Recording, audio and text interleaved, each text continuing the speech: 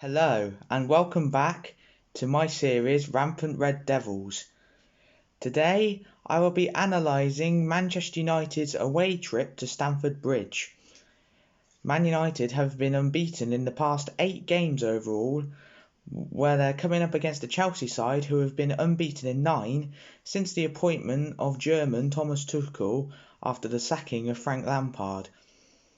This would be an interesting game for Ole Gunnar Solskjaer's side, as it could lead the chance to go 9 points behind Man City in the hope that they can catch them in the Premier League title race. However, Chelsea were hoping to break into the top 4. Let's see how the game went. So for the first half, it was an evenly contested contest. Both Chelsea and Manchester United were trying to keep hold of the ball but were failing to do so, and not many chances were being created. But on the whole, I feel that Chelsea were particularly dominant in that first half, as Tuchel's brand of football is based on possession and trying to build up via possession-based football. But yet again, VAR was at the forefront of controversy, as Callum Hudson-Odoi appeared to play basketball with the ball as he handled the ball twice in the challenge with Mason Greenwood.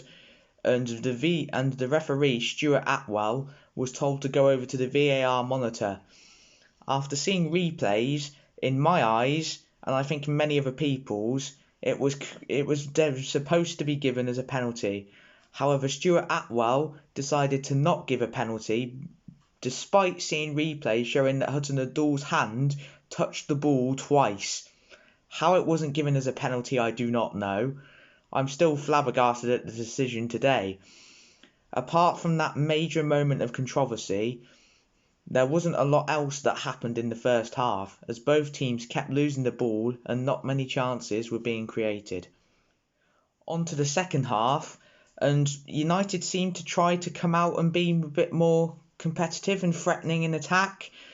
I mean, Bruno Fernandes was having a stinker of a game. He wasn't really involved much throughout the whole 90 minutes, which was quite a surprise, as usually he either scores or assists in the games that he plays.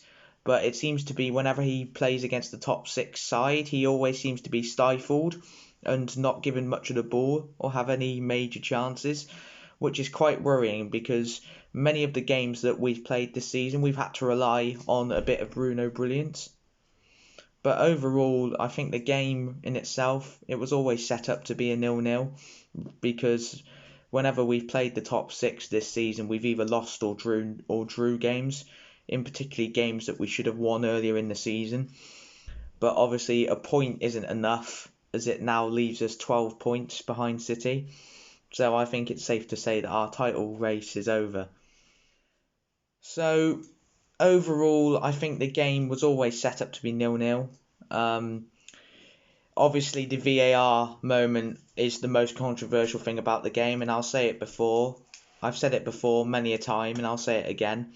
VAR is ruining football. Well, I don't think it's more the referees that are in charge of VAR and the referees on the field than the actual system.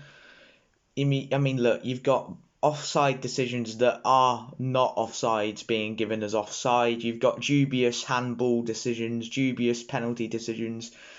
I just think it's the referees that are ruining the game, and just because they've got this new system in that they're allowed to control, they decide to do what they want to do.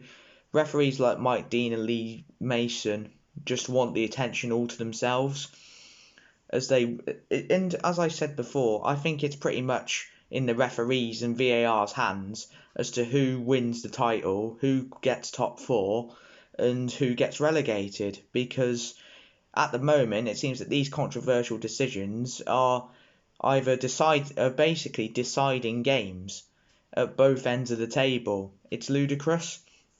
But saying that, despite the VAR decision, it was a pretty poor performance from United overall. We didn't create many chances. Team selection by Ollie was, well, you'd say a bit dubious. Bringing on only Anthony Martial in the 78th minute when you had the likes of Donny van der Beek on the bench is ludicrous, to say the least. But it pretty much puts our title race over. I mean, we're 12 points behind Man City now, who are on a 20 unbeaten unbeaten run, who we play after Palace on Wednesday. And realistically, if we are to win the title, we basically have to not drop points between now until the end of the season, and hope that Man City begin to drop points, which I can't see us doing, nor City really. So the main objectives for me now personally is to finish second in the league, but for me, Ollie has to win one of the Europa League or the FA Cup. I think he has to win a trophy, because it's all well and good finishing second in the league, but no trophies since he's been in charge is one that, because he should have won a trophy. I mean, losing 4 semi-finals in itself is bad enough, but this season we've played better. We should have more points than we currently have, but it is what it is, and then we just have to go again next season, I suppose. And that is the end of episode 3. Thank you very much for listening. Please go and check out Jack's Total Tottenham and Nathan's Scouting Saints videos. They're also in the description. Make sure to hit that subscribe button, and I will be back on Thursday with my my analysis of Manchester United's away trip to Selhurst Park against Crystal Palace.